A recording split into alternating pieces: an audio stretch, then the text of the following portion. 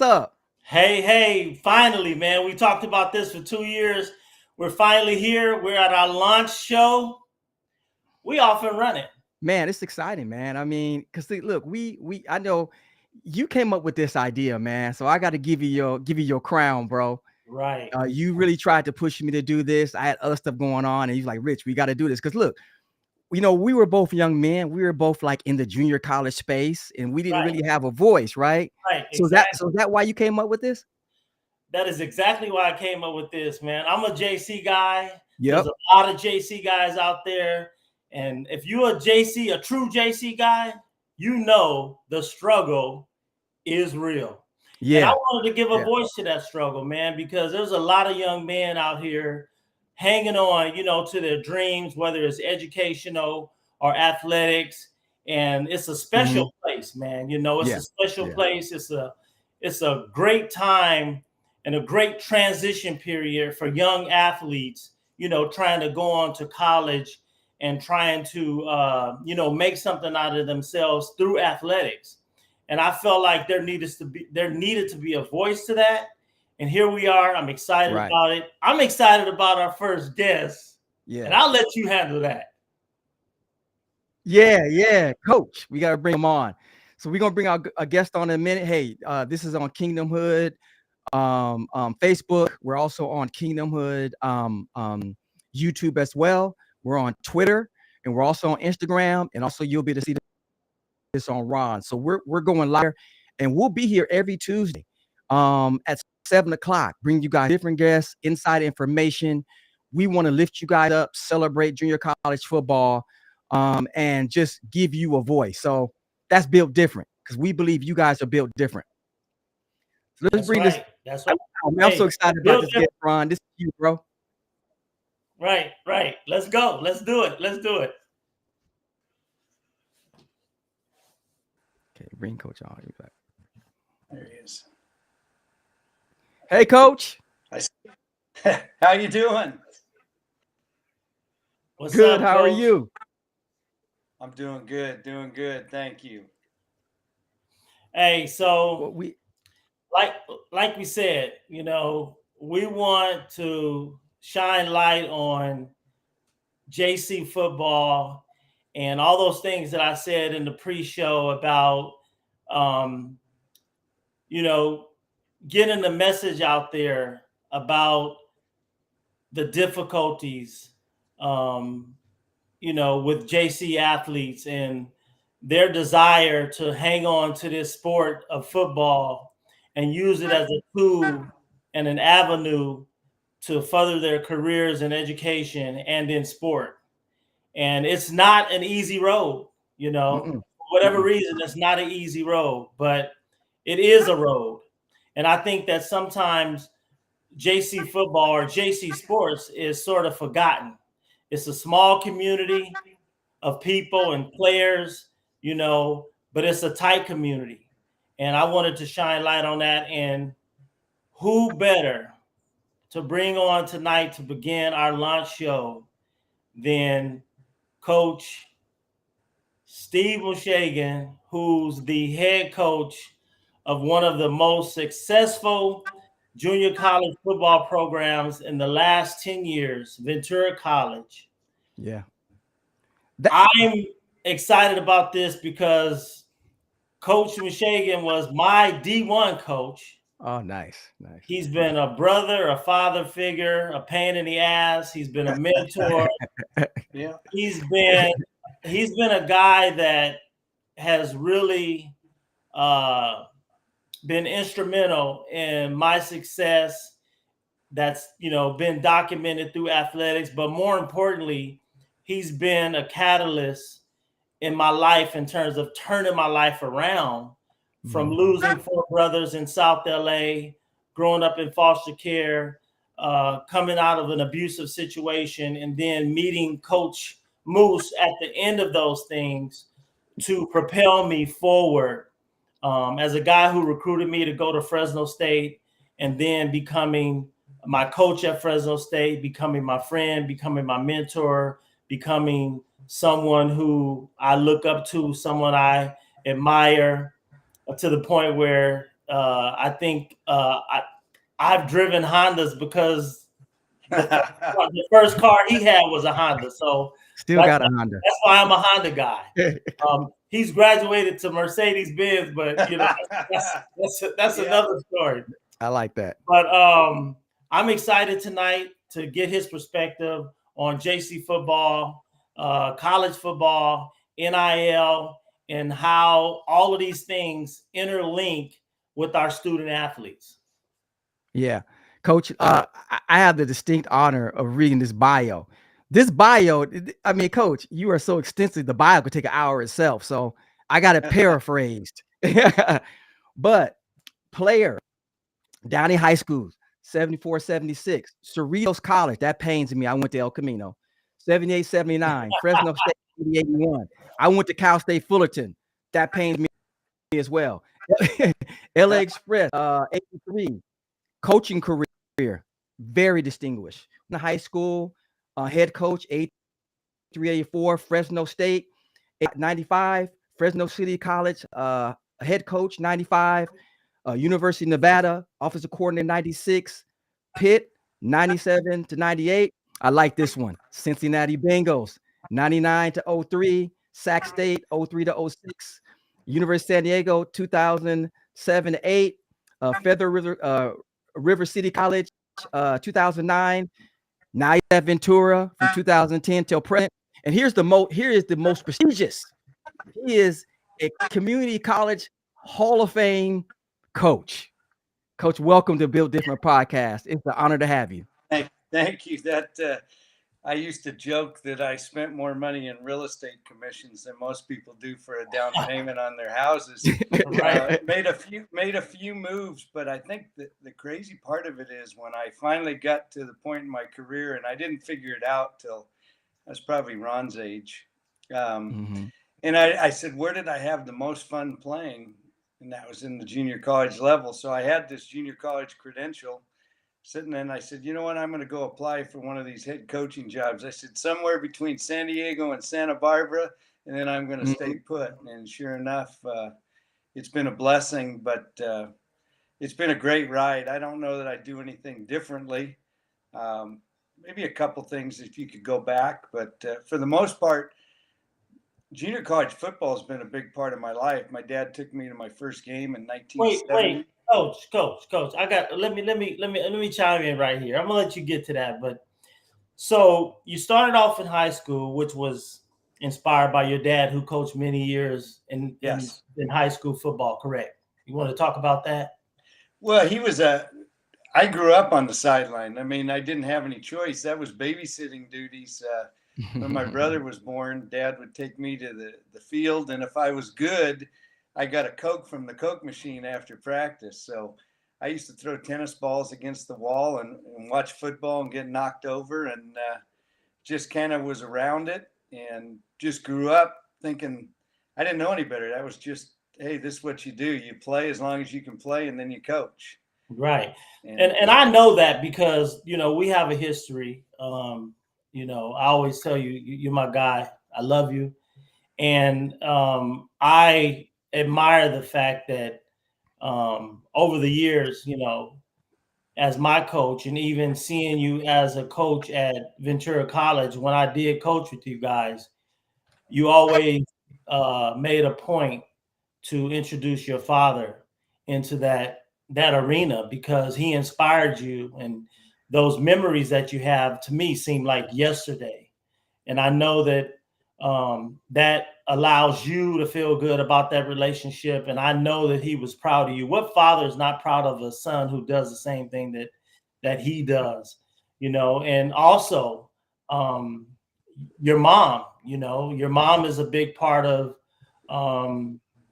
your coaching as well, in terms of her role in your life.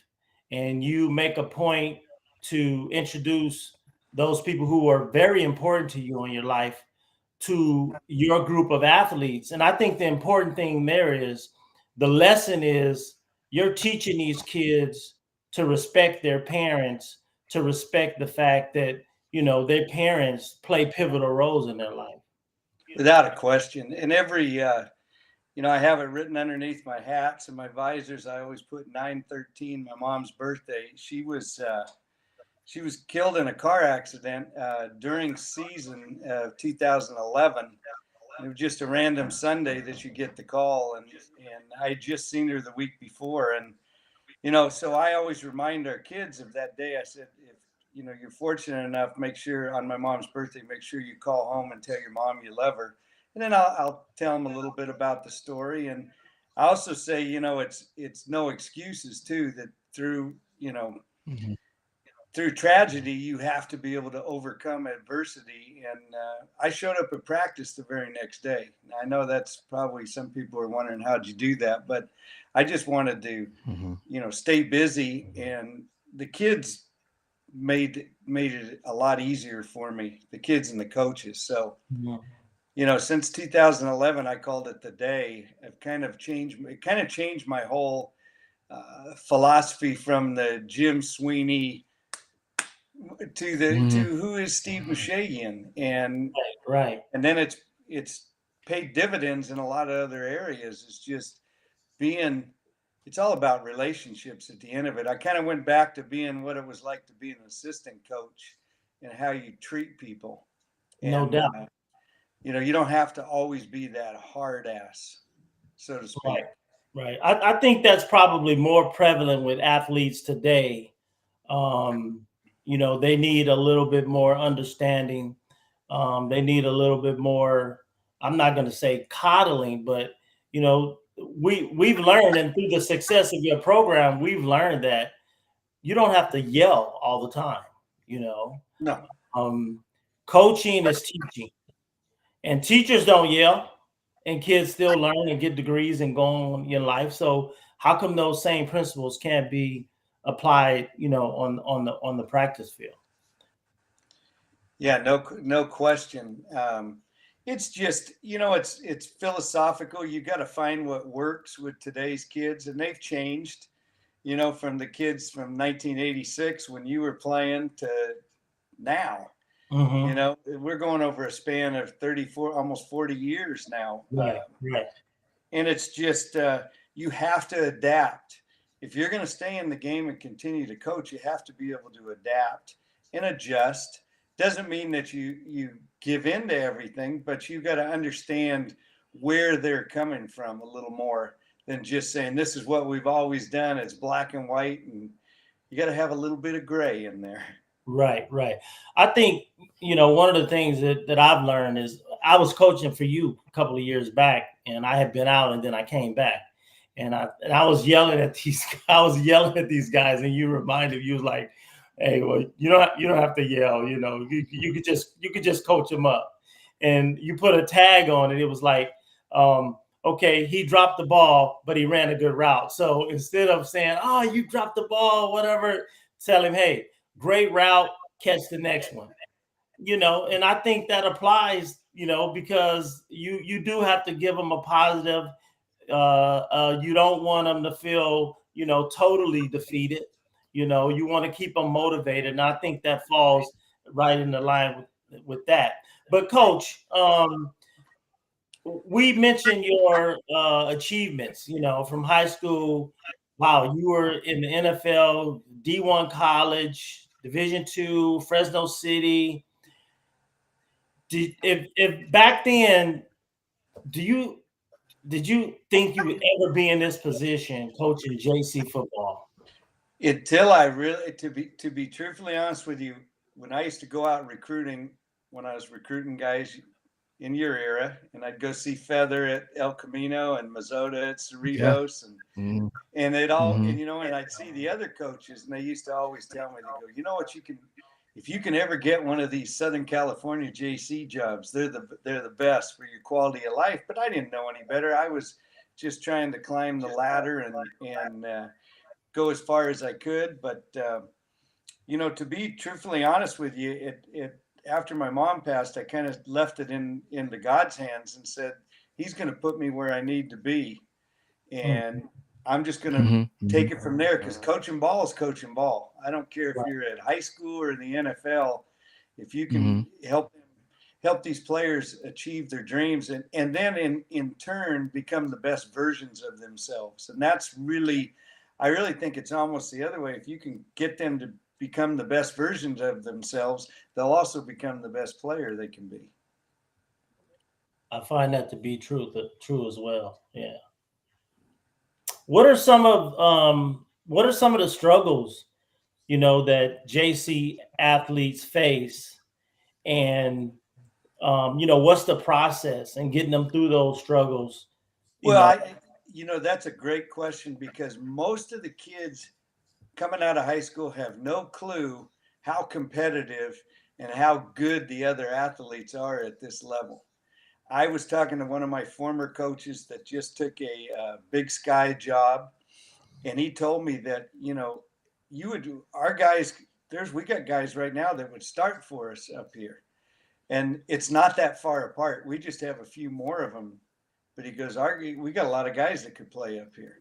So it's kind of at the point the kids come out of high school and they think if they don't get recruited to a D1, because we've created this D1 or bus mentality. Yeah. You know, from all these 7-on-7 teams and all this other stuff, whether it's the personal trainers or, you know, all that other stuff that's created it. Social media has put so much pressure on these guys. It's like they have a hard time saying, I'm going to take the junior college route or the JUCO route. And then they get here and they find out, man, this ain't easy. I ain't just going to walk in and get this starting job. There's 5 other guys at the same position that are just as good as I am. So then they got to start figuring, what do I got to do to separate myself from those other guys? And I think it's important. There's some community colleges, junior colleges in Southern California that bring 150 to 180 guys in. I have always stayed at a D1 model and tried to keep it around 105 to 110, because how do you manage all of them? How do you look at them and give them an actual fair opportunity?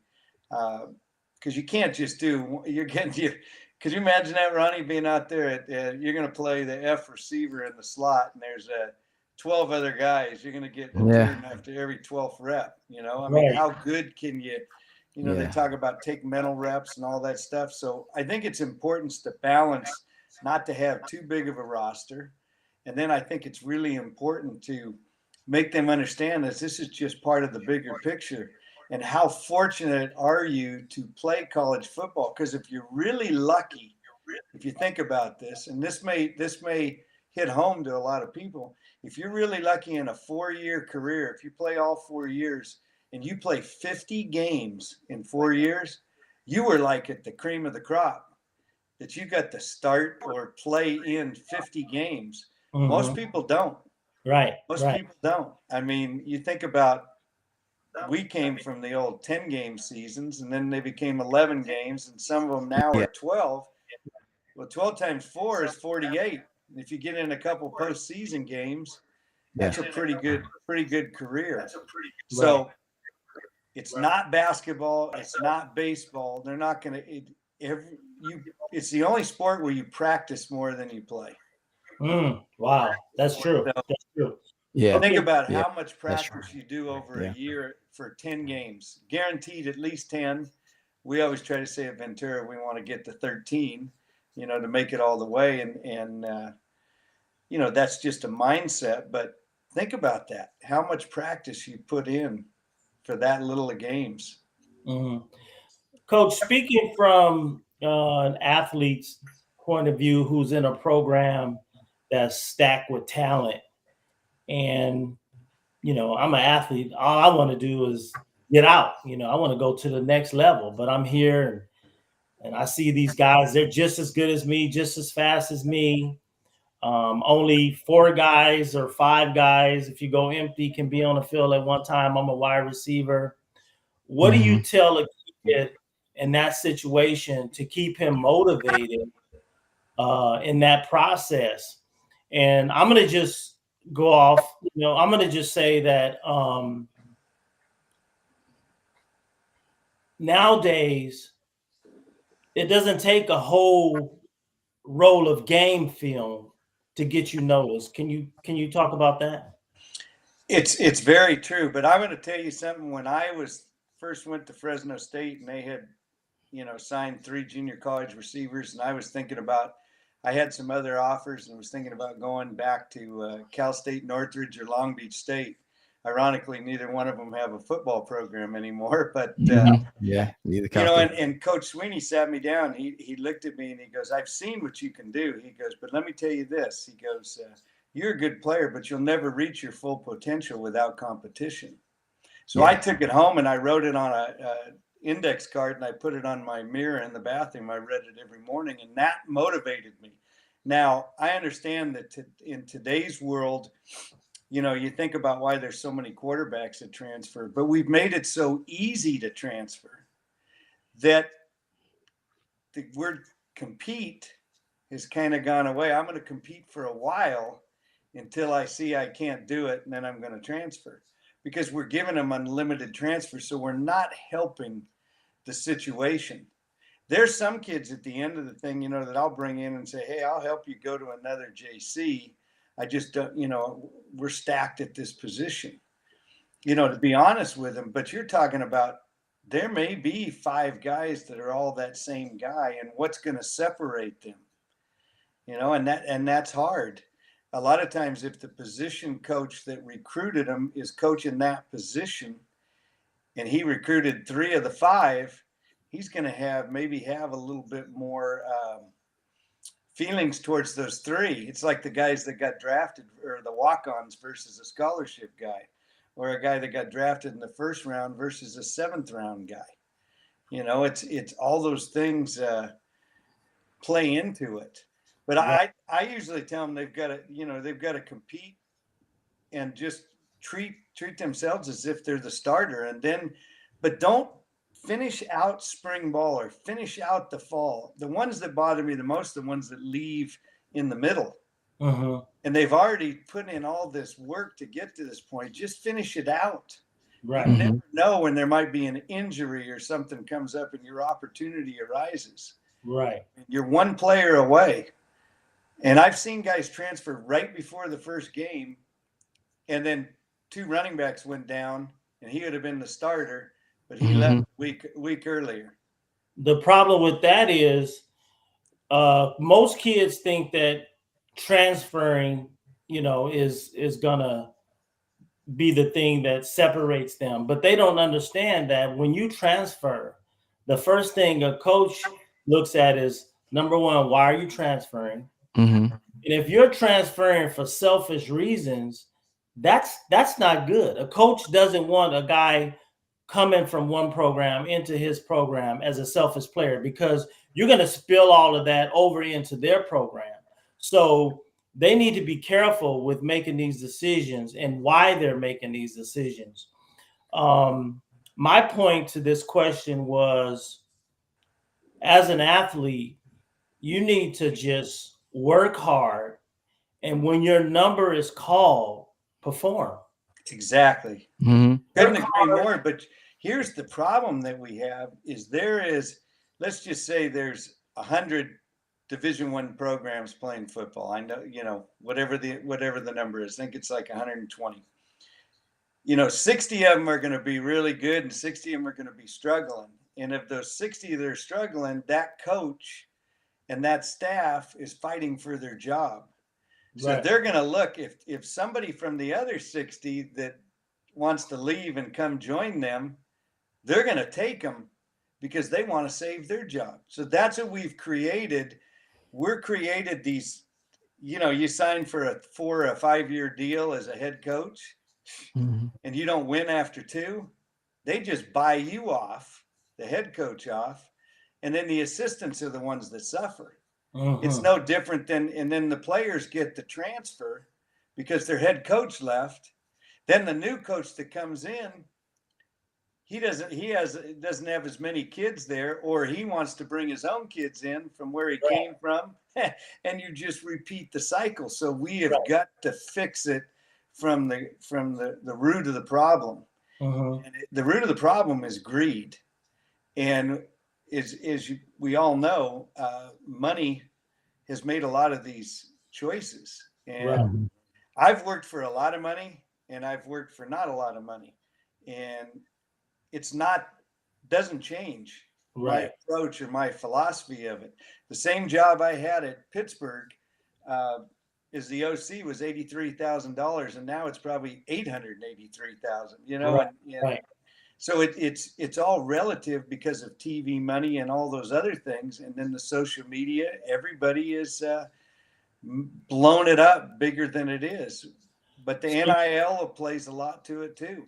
Yeah, I was gonna say, you mentioned money. You cannot mention money these days without mentioning NIL, name, image, and likeness. Mm-hmm. And, you know, it's really crazy because someone said the other day, you know, how Caitlin Clark could stay at Iowa and make more money next year than she could if she went to the WNBA. And people said that too about Caleb Williams at USC. Could probably make more money staying at SC than he would going to the Bears as the first pick. Right. If that happens, you know, depending on, I mean, who knows who's going to get drafted where, but from being in all those different areas, it's really changed over the years. But money and the NIL, I'm a big fan of the collective. I believe that the players should all get something. And I like it to be as balanced as it can be, because you're going to play really hard. And if you know that if you're a starter, you're going to get $50,000. And if you're number 2, you're going to get 25. And if you're number 3, you're going to get 10.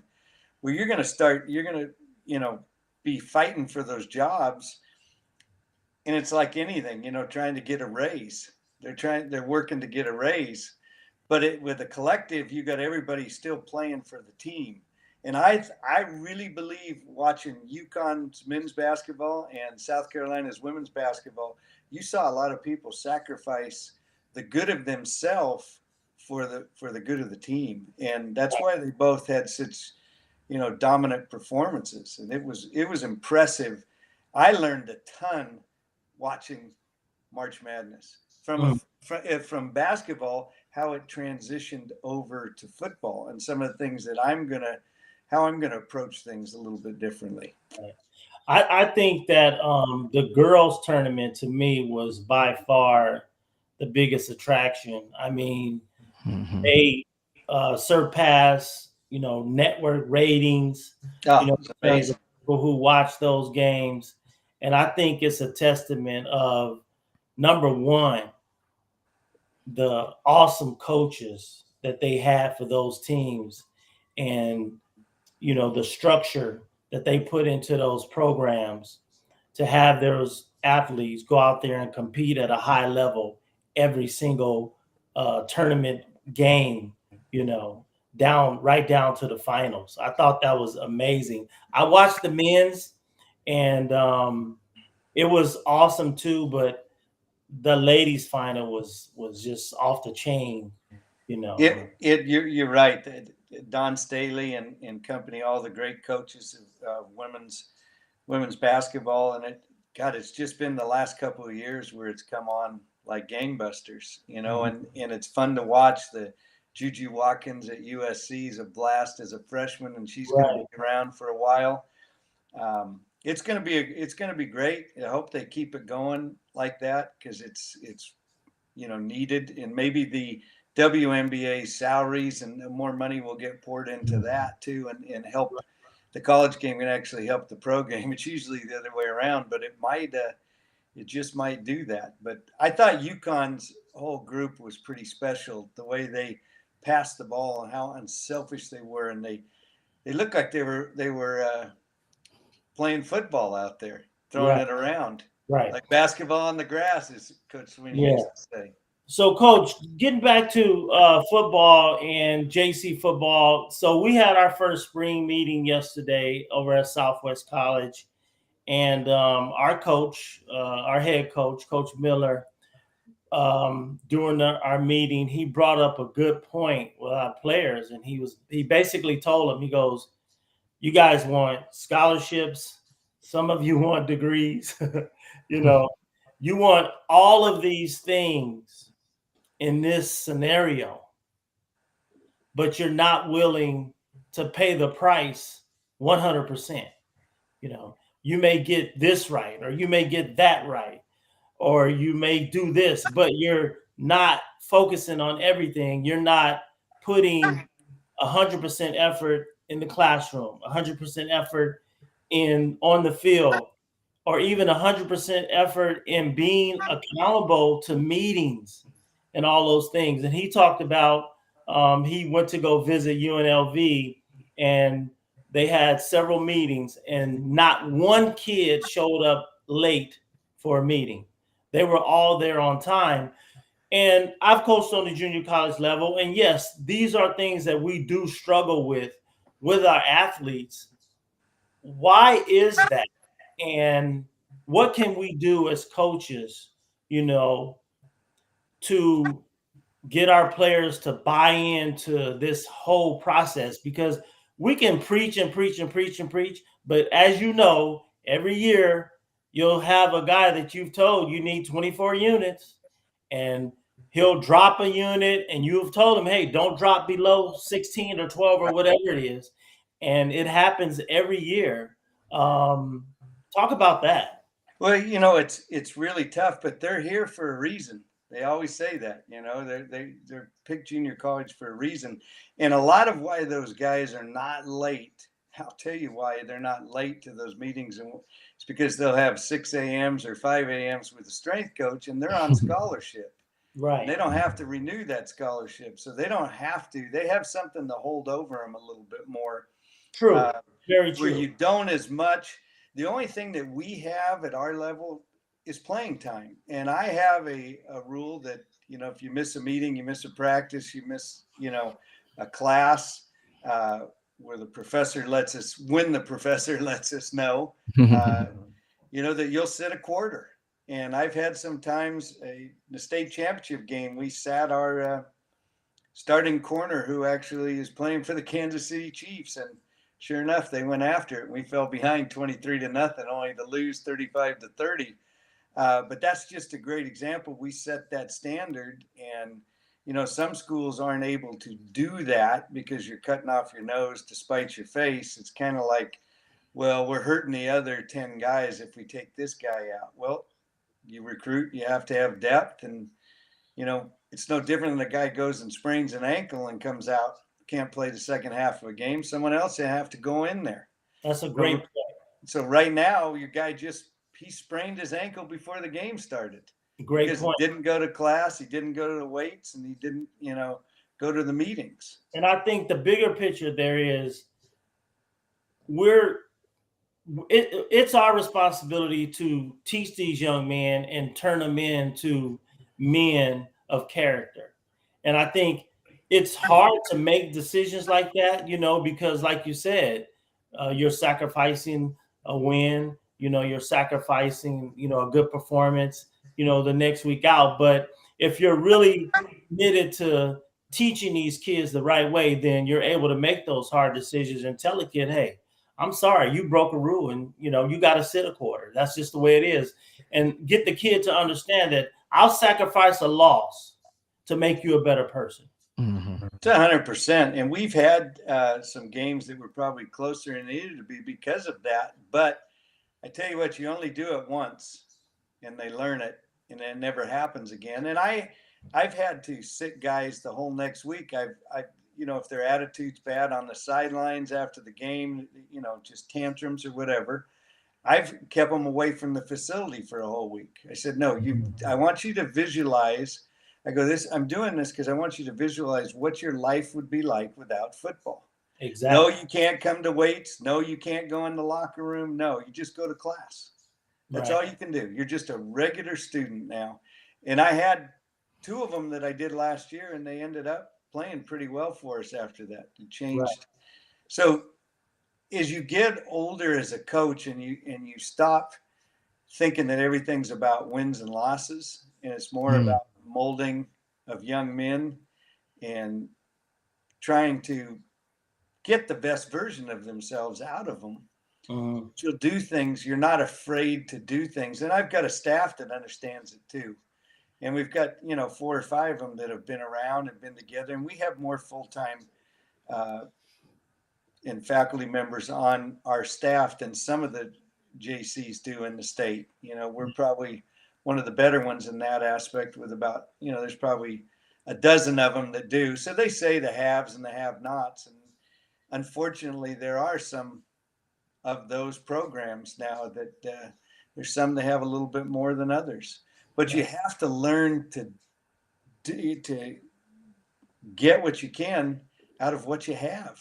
Right. You can sit around and complain, but I didn't have everything at Ventura the first 3 or 4 years, especially when you were there, Ron. We didn't have all that. Right. It's not the same as it is now. Right. And as you get more help, you'll see more, numbers and more wins, and all those things may be a byproduct of that. But at the end of the day, we're here as coaches, we're here as teachers, and we've got to, I always say, everybody that comes to junior college comes with a deficiency, and our job is to fix that deficiency, whatever it may be. Now, with me, it was height. That wasn't really the easiest thing, but the other part of it, didn't have platform cleats. That's right. I tried everything. There was, but I was 5'10" with my cleats on when you measure it. So I had those 1.5-inch cleats. But right. The big thing is, well, I'm gonna get as fast as I can get. I'm gonna get as strong as I can get, and I'm gonna catch every ball. I can control the things I can control. Right. But we've lost that today because everybody wants instant gratification. They all want to go from, the outhouse to the penthouse overnight. Well, John Wooden didn't win his first national championship till 17th year of coaching at UCLA. Yeah.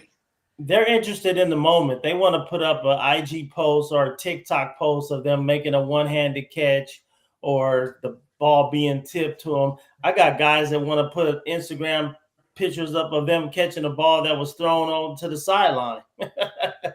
No, there's no question. And you know what?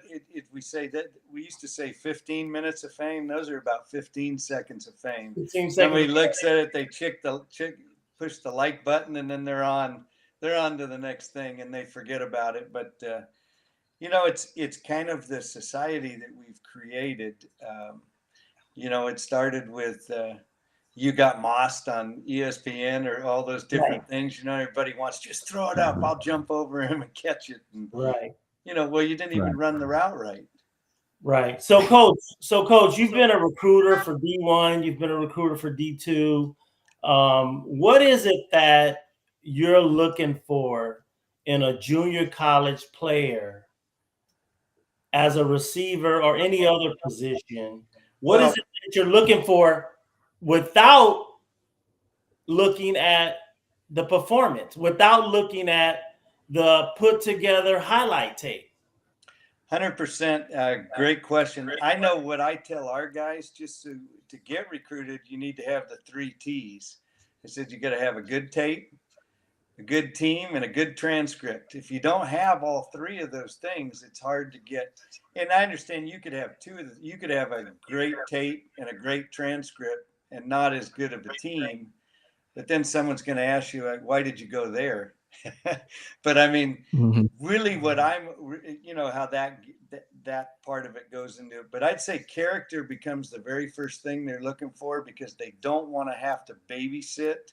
The thing they like about the Division I coaches like now about kids is the junior college kid's a lot more hungrier. He's not worried about the NIL.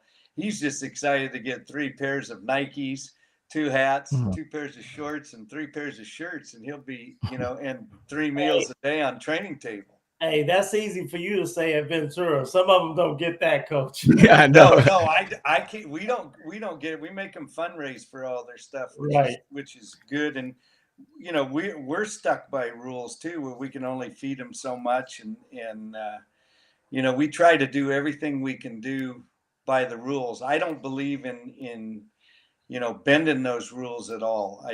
I've seen it. I've been tempted, but it never works out.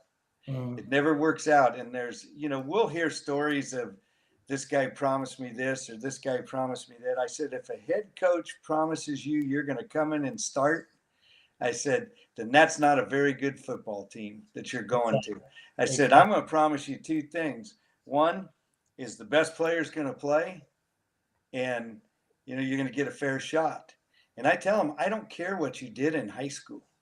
I don't care how many stars you were or how many yards you rushed for, or because the competition, you could be at one high school and be a 2,000-yard rusher, but if you would have played at this high school against this competition, you might have been an 800-yard rusher. Right. So you have to look at, and we get tapes from all over the country. So when we're looking at it, I look at what the guy does when the ball's not in his hands. I learned that from Milt Davis at Fresno State as a Green Bay Packers. I spent a good hour cutting up Stephen Baker and Gene Taylor highlights for the Green Bay Packers. He came in, he goes, Coach, I've already seen all this. I want to watch game film. I want to see what they're doing when the ball's not coming their way. Exactly. And then he lectured me, and he was an LA City professor at LA City College. Right. Adjunct professor, and Milt Davis, one of the greatest human beings. And every time he came by with the Packers, he'd always remember my name. He'd come up, give me, shake a hand, and I'd give him the game tapes. I didn't even worry about highlight tapes anymore. Right. Because he taught me that the value of the D-value of a highlight tape. I guess you can say a good recruiter is looking for effort away from the ball. Yes. When you're a receiver and the ball's ran to the opposite side, what are you doing? Are you waving in the stand to your parents? Are you over there talking smack to the DB? Or are you getting across the field, working up to the safety, trying to get that last block just in case the running back breaks a few tackles and he gets upfield? And I look for the other things. Like here's a great one, Ronnie. You've beaten the guy deep, and the DB's like 2 yards behind him, and then the receiver dives for the ball and misses it, and then the DB does one of those. It's like you just were beat. If that ball was thrown great, that was a touchdown. And you're drawing attention to yourself, trying to celebrate those things. And it's just like the guy that catches, routine things. A guy gets all excited about catching an out route and running out of bounds. Well, that's what you're supposed to do. You're supposed to make those catches. So I try to look at the guys doing, the ordinary things that are doing an extraordinary.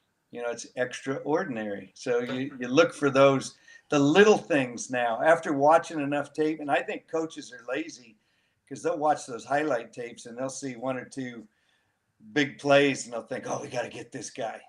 But they're not looking at who they're playing against, or, a guy runs through the A gap and nobody touches him and he goes 90 yards for a touchdown. That's just bad defense. Right. It's bad players. Right. If I could run through that hole and score. So last year I took a couple of my players to the Fresno State camp and got a chance to listen to some of the things that the receiver coaches were talking to the kids about after the camp was over. And the receiver coach there was poignant in telling the kids, look, if you play receiver these days, if you can't block and if you can't make people miss, I mean, he straight up said, hey, you're not our guy. Has offensive football come to that where, the expectation of the receiver has grown, tremendously? Or, what are your thoughts on that? Oh, it's 100% totally different game now because of all the perimeter screens. So now those receivers out on the perimeter are going to have to be blockers to get it started, or, they're running so much zone and you're getting your receivers having to go in and block the safeties because they're blocking it all up, but they can't get that eighth man in the box that might be the safety coming down, from depth, and that receiver's got to be able to go in there and dig him out. So receivers blocking is huge. Also that they've got to, the receiver game has become such a big part of it. It wasn't like, two receivers in there and we'll throw you the ball on third down and you could just kind of jog off the ball and get in the way of the DB on first and second down when they're running it, and then throwing it deep or throwing the ball on third down. It's a different game because of the spread offenses and all the motions and how fast the tempos that people are playing at. totally different game for receiver, and it's much more cerebral than people think. Right. It's probably one of outside of the offensive line and the quarterback position, the receiver position. Now, the inside receiver position has become a lot tougher than it was, 10 years ago. It's a totally different game. And just as the safety position and the nickel backs and those guys have to, play the run and the pass a lot more. Right. So you have to be a better tackler, now than you might have. It's the game's changed. So how people play defense has changed, which has kind of changed what people are looking for. The ones that bother me is when someone comes in and say, we can't recruit an offensive lineman unless he's 6'4" or above. And I'm thinking, there's a lot of really good offensive linemen that are 6'2" and 6'3" that'll kick the crap out of one of these 6'4" guys. Or they'll say, hey, we're looking for a big outside receiver, or we're looking for a fast, twitchy slot. But they can't tell me exactly what they want. They just make a generic, I just like big receivers. Well, why? Right.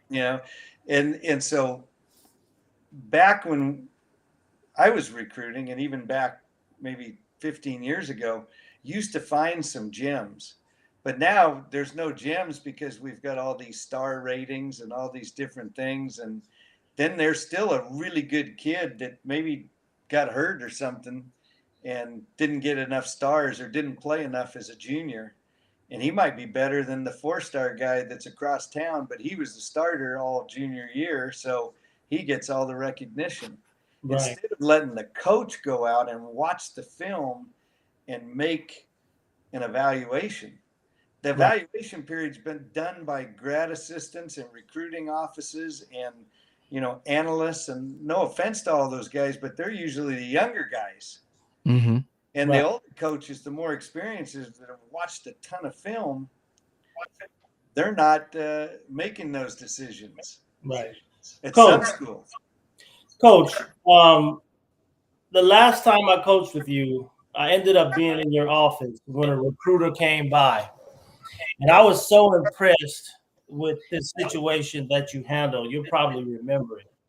But the recruiter was looking for offensive linemen. And he said that he went to this particular school. I'm not going to mention the school. But he said he went to the school asking them, did they have any linemen? And they told him no, but their running back was the leading rusher in the state. And he asked you, did you have any linemen? And you told him, yeah, you have plenty of them, And I think the thing with this was the school that he was at, all their guys were returning, but those coaches weren't willing to let those guys go. But you, on the other hand, was like, hey, if we got guys that you like, whether they're first year or second year guys, take them. I'm 100%. I'm glad you said that because I get accused of it because we have kids that actually got offers and didn't want to leave. It's like, that's not my fault. I mean, I'm not making them stay. But we've had some that do. We have some that are one and done, but we don't put an emphasis on it. We put an emphasis on you guys it's all about fit. And you've got to feel comfortable with that decision. I mean, you guys are the ones that are going to that school. Right. Go to that school for all the right reasons. Right. If you hate cold weather, you're probably not going to want to go to somewhere in North or South Dakota or Minnesota or somewhere like that. And we had some kids. We still have one right now that's already taken 3 Division I visits, but he just didn't feel like any of them were right. And he's got 3 more.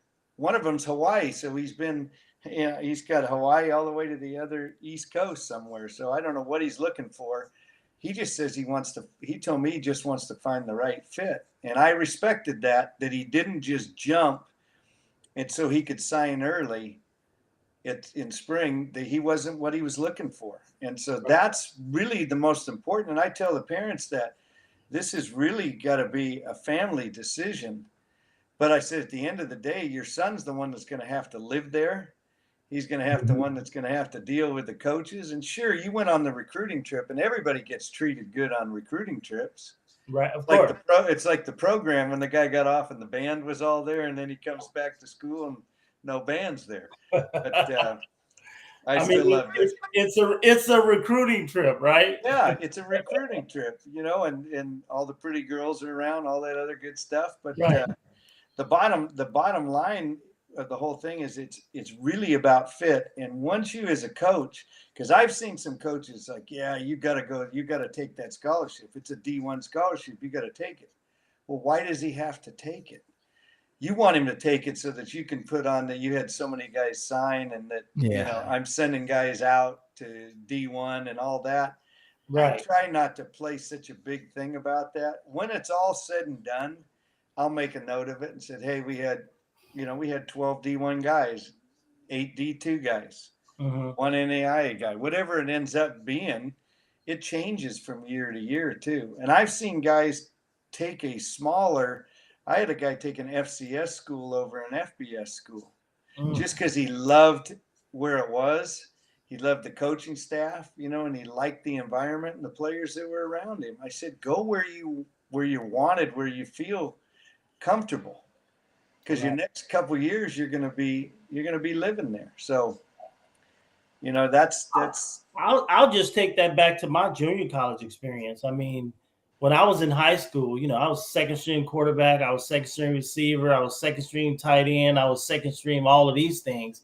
And then when it was time to go play junior college ball, and all my friends went to go play at Santa Monica, I was like, why would I follow that stigma, of being second stream everything?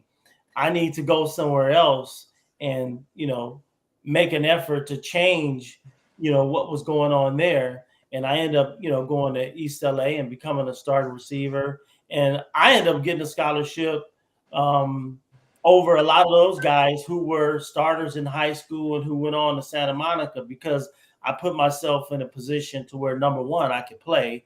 And number two, I worked my ass off, to become, a good enough receiver to be considered to go to college. But just going back to you and your program, you guys have been probably one of the most successful junior college programs over the past 10 years. Your Hall of Fame honors speak to that. Give me 3 things that you believe are success tools in your program. Well, it goes back to 2011 when I was fortunate enough to recruit Pete Carroll's son to Pitt, Brennan, who's now the offensive coordinator at Washington. Pete came on the recruiting trip. He was just an ordinary guy, and so I got to know him. And then when I got the Ventura job, he invited me, him and Yogi Roth invited me to his Win Forever Foundation that he had. And he told me you need to have it wasn't really just a mission statement, but you got to have a statement about your program. And he'd always used always compete was his big thing, And so I came up with one day because I was thinking about the junior college athlete and how they don't know how to play in the moment. They're always thinking about what's next. And so ours is one day, one play, one game at a time. And that mentality slows down the process of them overthinking things and, take things one day at a time and one practice at a time, one game at a time, one day at a time, because it's a process for them. And so I think that, along with when Bobby helped me get started used it, the VCFF, which was Ventura College Football Family, is kind of our culture. And it's just to be able to respect for your teammates and coaches. And we talk about things, how to practice. We say thud. We don't take them to the ground. We explain, we get away from the quarterback. We try to explain all those things. And I think once the kids, you just take the time, then it's just not a class where 100 guys show up and you all go out, you throw the footballs around, you play this position and that position. We try to organize it like a Division I program. And that's what we've done. And I try to always, I think for me, my thing is to always be a lifelong learner. I don't have all the answers. So I'm going to continue to grow until I can't read anymore. You know, I've gotten new glasses, so I'm getting better. But I try to read three after spring ball's over. I always try to read 3 books in the summer when I have that little bit of a break. I try to find 3 books, and a lot of times they may be an author, John Gordon. I've read a lot of his books, and different ones that I'll pick up and read, and just whether they're just inspirational or storytelling, or sometimes I'll read a biography too. But I think it's really important. If the 3 things to me, it's just to be able to teach the kids to play in the moment. And that's why I stress how much fun you have playing football at the junior college level. I tell them every year, and sure enough, they don't believe me till after they leave. The most fun you'll ever have playing will be at the junior college level. Because when you get that next step, it's going to be all business. They're going to tell you when to wake up, when to go to sleep, and everything else in between. Right. You know, that structure just takes it. It's hard for some guys. So we give them from a high school to us, is we give them kind of the middle of the road structure, and we'll prepare them for things they're going to get at the next level. Like our meetings, the way we do our meetings, and some of the web-based programs that we fundraise and spend the money on, a lot of the little things that they have at the next level. We try to give them a little bit of that, and the video playbooks, and we make them get up and draw stuff and talk about fronts, coverages, and routes and progressions and all those things. So just giving them a little bit of what the Division I, because a lot of guys they try to treat it like a grades 13 and 14, just kind of a glorified high school. And I don't go that way. I go, this is college football. All right, this is college. This is 2-year college football, and we're going to keep it in that, compartmentalize it into what we can do within the constraints of the rules, and we're going to try to do those things. And yeah, I'll get when a guy, you were talking about recruiting, when a guy comes in and says what jersey numbers are open and all that, it's like, that's not even a guy. I said, I don't pick jersey numbers till August. Exactly. I said, you gotta, I'll look at the depth chart. I'm going to look at your attendance, and I'm going to look at your fundraising to make those decisions. Right. I said, you want to get a single digit? I said, you better be at every practice. You better work your butt off, and you better fundraise. I said, I'll give you a chance. Right. And if you're up there in the depth chart, and then I got 9 guys that want number 6 or 12 guys that want number 4. And it's like, all right, the single digits is what's really tough. You go, okay, that one went to defense. This one goes to offense. Right. Because they threw out the duplicate jerseys now. Right. They voted that out. I think you bring up a good point in terms of introducing, the junior college program as a D1 program. Now, yes, there's a lot of things that you can incorporate, but at the same time, there are things, that you can put into a junior college program, that helps the program in its success ratio. Mainly, the discipline aspects of it, showing up at meetings, being accountable on the field, being accountable in the meetings, and just being a solid person, a leader on whatever level you can be, because everybody's not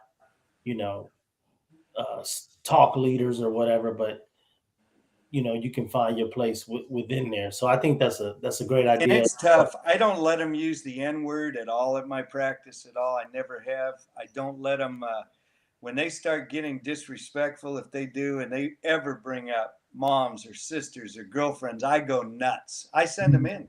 I say, you're done for the day.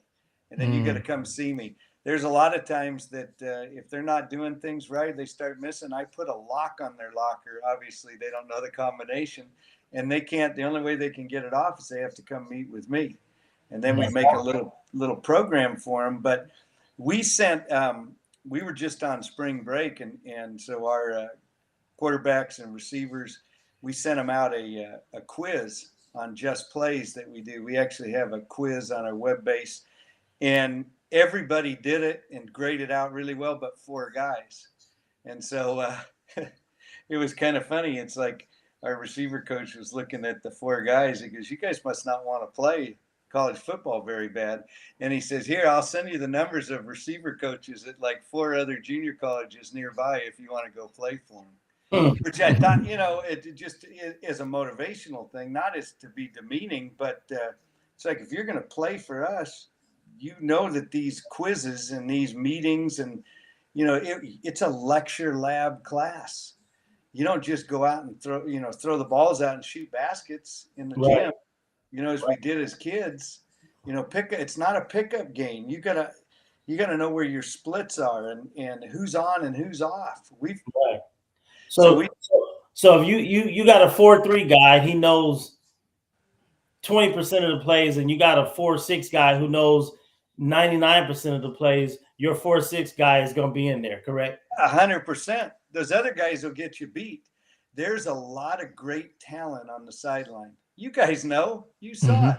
Yep. You both saw it. You saw it at Fullerton. You saw it at Fresno, without a doubt. And I know the teams that were at Fullerton when you played, and the teams the guys that were there at when Ronnie played. I mean, he had NFL guys there with him.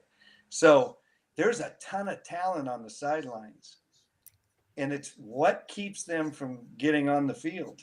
Usually I tell them it's assignment, alignment, and technique. It goes back to those. It goes back to those basic things. Right. You got to have it's trust and coachability. You got to trust the system. You got to trust the process, and you got to be coachable. If you don't have those things, you can be. Well, we used to joke. Remember Ronaldo Nehemiah when he went to play for the 49ers, fastest man in the world? Right. He didn't last very long. They could throw a deep ball to him, but he didn't know where to line up and all the different splits. So when he put him in the game, everybody just backed off, and he couldn't stop and run a route. Right.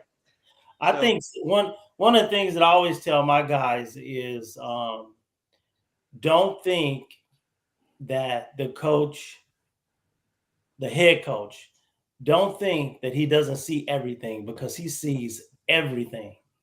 And I always tell them that it's your job to condition his mind to trust you.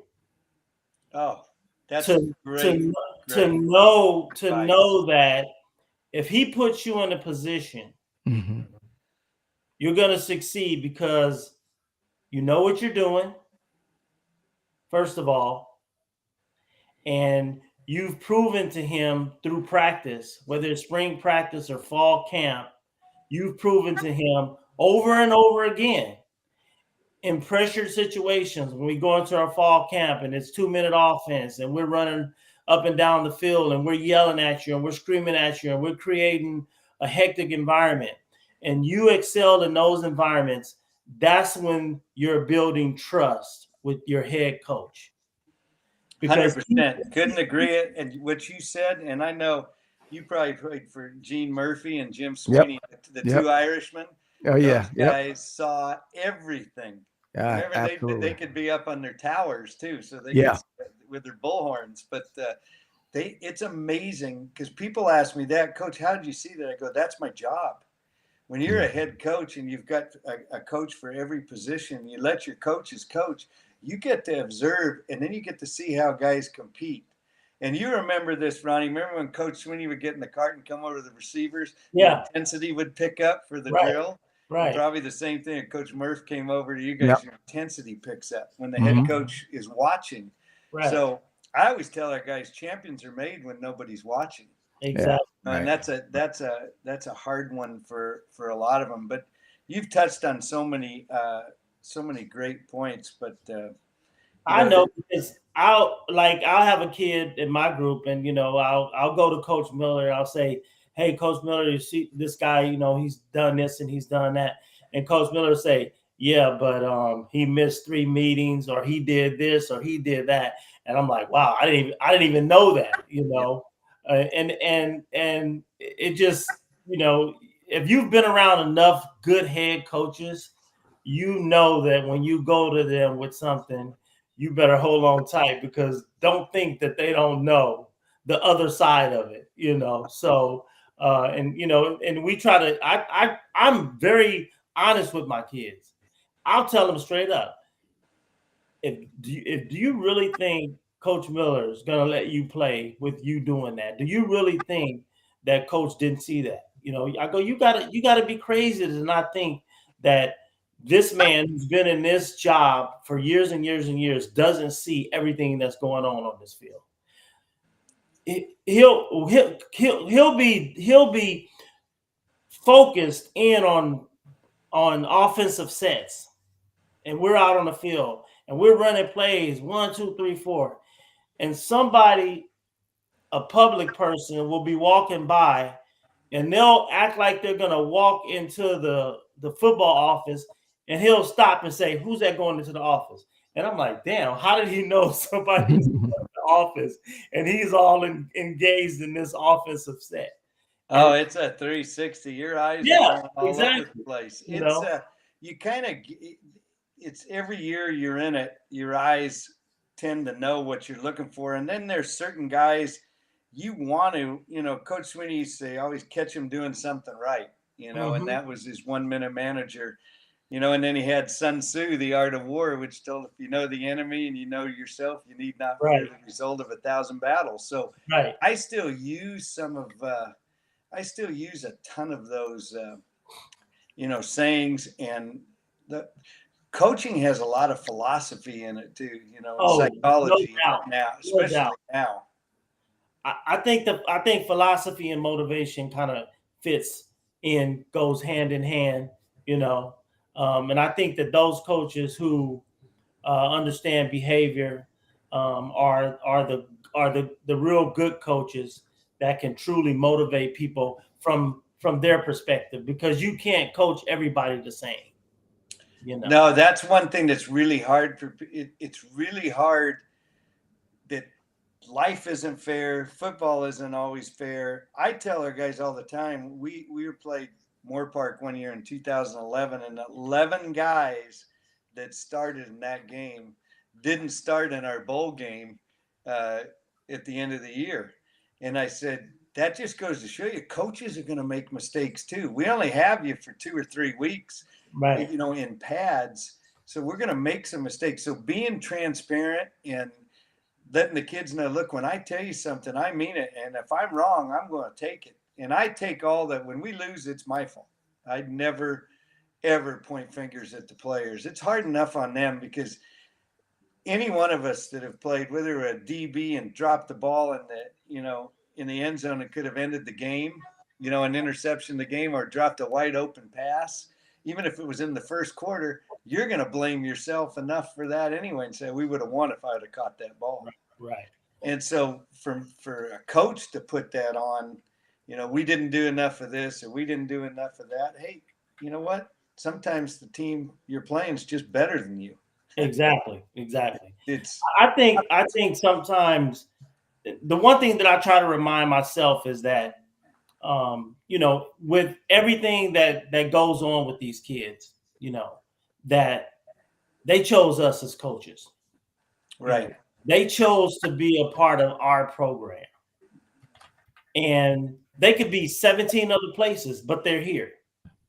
And it's our job as coaches to coach them up through motivation, through technique, through, you know, whatever way we can make them become a better player.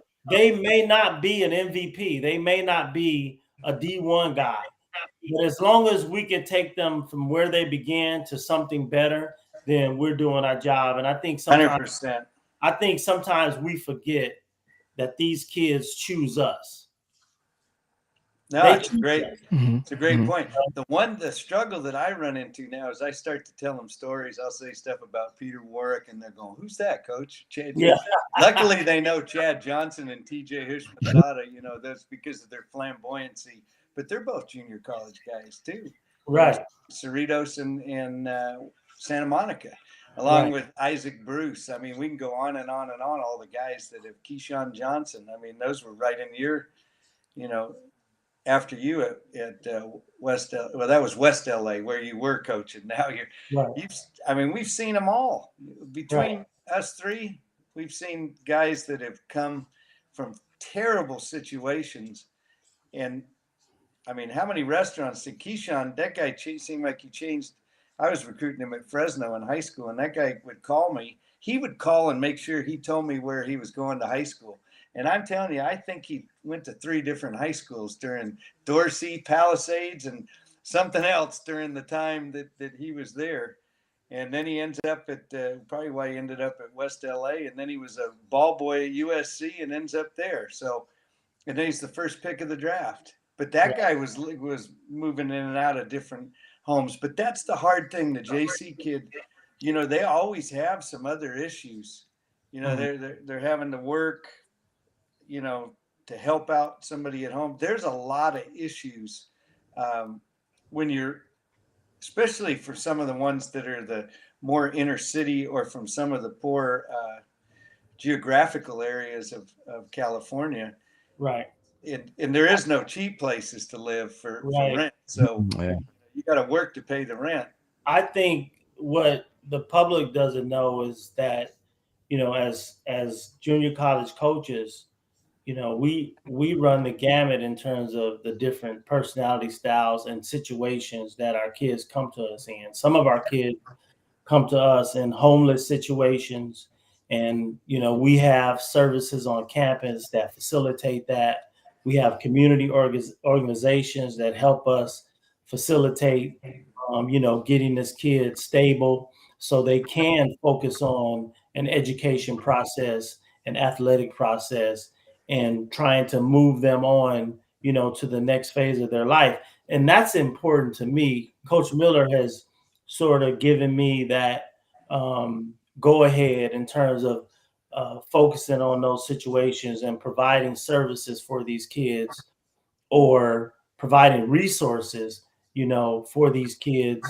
Because when I look at my situation, I didn't know it then. You offered me a scholarship. Not only did it take me out of a neighborhood where I had 4 brothers killed, but it took me out of a family situation that was providing stress and trauma in my life as well. And with that scholarship opportunity, it gave me an opportunity to, number one, educate myself, to change the course of history in my family, you know. And 100%. I use your story. My very first junior college recruit was Ron, and I used that story to this day, you know, to help guys understand that there's others before you that have gone through things, the same type of things, and look at, they found a way, you know, to get it done. They found a way to get their degree and then move on, and they help more people, you know, afterwards, like you did. And it's an amazing thing when I think about all the lives you change people's lives as a junior college coach, without a doubt. right. I know, you know, listening to Dwight Pickens and Aaron Craver talk about Feather, you know, and all the people I know, and how I talk about Mazzota at Cerritos, and how the guys talked about Bill Fisk at Mount Sac, and so on and so forth. I just hope someday they'll talk about me like that. You know, that's Right. that to me is the greatest gift that you could get. Right. And it's been really cool to see some of these kids as they come back, and I tell them, you're going to miss playing, you know, you're going to miss playing. Here's the most fun you ever had. They go, Coach, I thought you were crazy when you told me that, but you were right. And these, sometimes it happens a year or two. I have guys coming back saying, I wish Ventura was a 4-year school. Right. And so that when they say little things like that, you know, you did something positive to them. But I think treating them, a lot of times these guys have never been treated with any kind of really dignity or respect. And it's really about just being trust and transparency is very important. Right. If they know I'm going to, like, they'll come in, they say, Coach, I know you're not going to BS me. Do you think I got a chance to play D1? That's probably the question. It's like, you know, you think about that and you got to kind of go back to square one and say, well, these are the things you need to do to get there. I can't just tell by looking at you. I say, well, you got the size for it. You got the speed for it. But do you have the mind and the heart and all the other things that go along with it, you know, Right. and the perseverance, because you're going to have ups and downs. Right. I think that's the big thing in junior college is a roller. It's freaking Magic Mountain.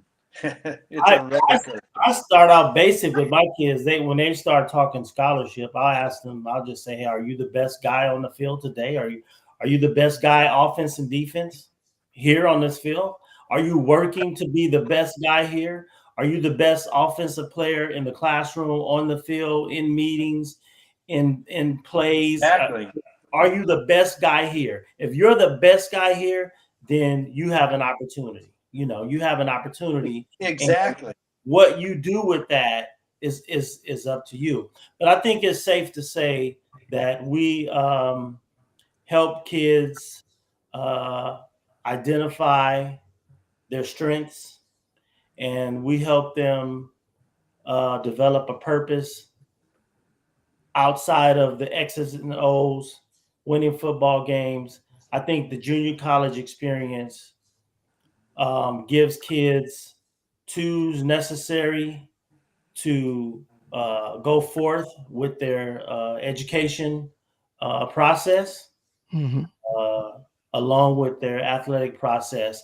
And I really believe that if you're a kid that's coming out of a JC program, whether you're going to D1, NAIA, D2, or D3, I truly believe that the most important lesson you've learned is that education is important, because we have kids who will come in, they'll do well, and the next year they won't be eligible.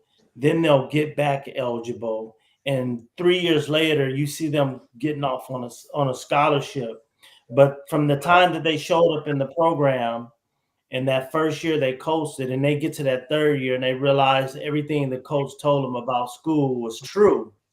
And then they get back on track and they receive that scholarship and they plateau the rest of their way with education. Without a doubt. It's a definite, it's a windy road. Yes. You know, you got to break down everything for them because they only see the end result. They don't understand all the work that it takes to get to that end result. It's good. Coach, what do I got to do to play in the Power Five? And I'm like, Power Five? You haven't even made it here yet. You know, Right. You're just coming out of high school. But they have delusions of grandeur more so now than we did coming out. We were actually thankful to play football at the JC level, and we knew it was tough. There was really good teams in those old mission conferences and playing El Camino and Cerritos and Mount Sac and Riverside. And they were all really good teams. Fullerton's. I mean, God, and we're still having to play. Those teams are still good. That's because we weren't posting on IG, TikTok, Facebook, Twitter, formerly whatever, we weren't doing all that. So there wasn't the instant gratification thing with us, No, we had to bring home that big playbook and notebook or take notes, and it was all classroom. But the offense and defenses were a little simpler. They're even more complex now. But now, if you don't do everything web-based, and these kids, I always laugh because I look at their huddle and I'll see how much time they're on it, whether they're really studying it, or I see a guy on for 37 seconds or 1 minute and 2 seconds. I go, okay, he just fast forwarded it to his plays and then he's done. but really, if a kid learns, that's the other thing that I think helps us too, is teaching kids how to watch film. And I think our coaching staff, and I think I've tried to teach our coaches just little things from my experience on how to watch films and what to look for. And then the kids start seeing those things, and then we give them those quizzes, and we do make them, hold them accountable for that stuff. It helps their game, because they'll come in and they'll say, "Oh, this play worked on Madden." How many times you hear that? You know, this formation you can't stop it. I said, well, it'll help you if you want me to call up. I'll get you a scholarship to University of Phoenix. And they're looking at me like, oh, crazy. And I said, yeah, you can go to online school, go to University of Phoenix and work online football. Right. But you know, the video game thing is, you either got a kid that's really into social media or is really into video games. I don't know if any of them have enough time to do both very well, but they'll play hours, you know, hours upon hours, and that's taken away from, you know, from their schoolwork. And then everybody wants to take online classes, right? And that's part of society's problem. It's part of California and COVID. I call it the post-COVID era too. Of everyone wants to teach online now too. It's too easy. I want to be remote. Right. We had our academic guy speak to the team yesterday, and we also had our team trainers speak to the team along with the equipment manager. And the academic guy stressed the importance of coming to him and telling them, "Hey, I'm not an online learner. It's just too difficult for me. You know, what else is there for me other than online learning? Because I'm trying, I'm making an effort at it, but I just don't have the concentration for it. I got all of these distractions at home, you know, so this online thing is not working. What can we do?" And I thought that was so awesome, you know, that he presented himself that way. And he told the kids, "Hey, come to me and let me know that you're struggling with these situations." And then our trainers talked about getting enough sleep, enough rest, and all these things. And it fits right with what you were saying, because these kids are playing video games up to 3, 4, 5, 6 in the morning, and they got 8 or 9 o'clock classes, and they're coming to school and they're tired. So therefore they're not retaining the information, and they don't really understand that lack of sleep causes so many mental health issues, you know, that it's no wonder you're falling behind in school, because you're only sleeping 3 hours a night, you know, and you're coming to school and you're tired the rest of the day. You're not, most junior college kids, especially the ones that are not living at home, they're not eating right, you know. So we talk about all of those things. Nutrition's a huge part of it. I know we're fortunate enough that we have a food pantry, so our kids can go over and get some stuff that way. And you know, if kids come in, I'll always have some bars or, you know, peanut butter and some bread around, you know, because the worst thing is to see them come from class and they haven't eaten all day, or they came from their job and they haven't eaten all day, and then they're going to go out to practice and pass out. So you got to make, you know, you've got to do, there's just so many things. You get to become a father to 100 kids. And a position coach gets to be a father to 20 kids or 12 kids or however many he has. But, you know, you got to have some empathy about it too. And you got to try to understand their situation. Sometimes it's like, that's why I said, you got to have a little bit of gray of understanding. And I try to use as much as that 3 strikes, you know, I try to give them a couple freebies, you know, but if they start taking advantage of it and, you know, just continually missing it, they're not into it enough to really want it, you know, come back. I always tell them, look, I'm going to drop you from class for the spring, but you can come back. If you want to come back and try it in summer, you can, or maybe wait till next spring, you know, hit the weights, get your mind right, you know, work on your mental health. Cause you're right.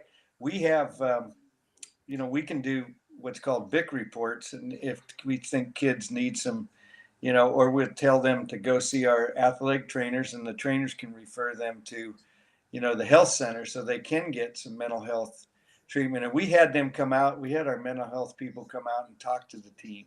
Awesome. So they knew that they could go have that avenue, because it's become, whether it's a stigma or not, whether it's created a fact. Now people will look at it and say, you got to really be cognizant of all these things. It's not like, oh, he's just being soft. Well, he might be being soft, but he also might be being soft for a reason. There may be something more to it. Right. And so you've got to really look at it. I try to get to know these kids the best way that I can. And you don't really get to do that at the 4-year level anymore. It's like we did. I remember all the receivers, I'd eat dinner with them. We'd sit at the same table together and we'd talk about things and have a good old time. And those are still some of the best years of my life. Coaching was just coaching receivers and being with those group of guys. Right. And I'm still friends with 99% of them to this day. Right. And they're almost as, I was young though. I was only 5 years difference than you, I think, when I recruited you. Driving a blue car into a red neighborhood. Thank God Ronnie came outside and said he's okay. Exactly. I had no clue. I learned really fast though about everything in recruiting you. That was when I saw what you went through. That was my number one thing. Is I'm going to get this guy. I'm going to get this guy to Fresno, and we're going to get him. We're going to change his life. Exactly. And that was, to me, that was like hitting the lottery. Every chance I've gotten to do that with kids, that still means more to me when I see them, when they move on and go do things, with their lives. That's the most important thing to me. Right. That's the gift that people don't understand. It's not monetary. It's right. Going back to earlier, you mentioned, the mental health situation, as a coach. I just want to add that, we're in the times where we need to use what we used to call, when I worked in the prison system, is universal precaution. And basically what that means is, if you have a young man or young woman who comes to you with an issue that they're not handling or they're not dealing with very well, then we need to take that situation serious and make all the necessary referrals, that needs to be in place to check on this kid. It's our job, as administrators, it's our job as educators, it's our job as coaches to care about our kids and get them the help that they need. Too many times, we've brushed things off, and that's when people either hurt themselves or get hurt. Right. And, we need to make that referral, even if nothing comes out of it. We've taken care of our part of the situation. And that's when you're truly caring about an athlete. That's when you're truly caring about a kid that's in your program. Coach, it's been awesome talking to you. I don't have to tell you what you've meant to my journey. I can't talk about the second half of my life without mentioning our relationship and the things that you've done for me, not only as a coach, but as a person, and even instilling me a coaching itch. Not as strong as yours. I don't know anybody who loves coaching football or being around football or talking about football as much as you do in the way that you do it. I mean, I'm sure all coaches love football, or else they wouldn't be doing it.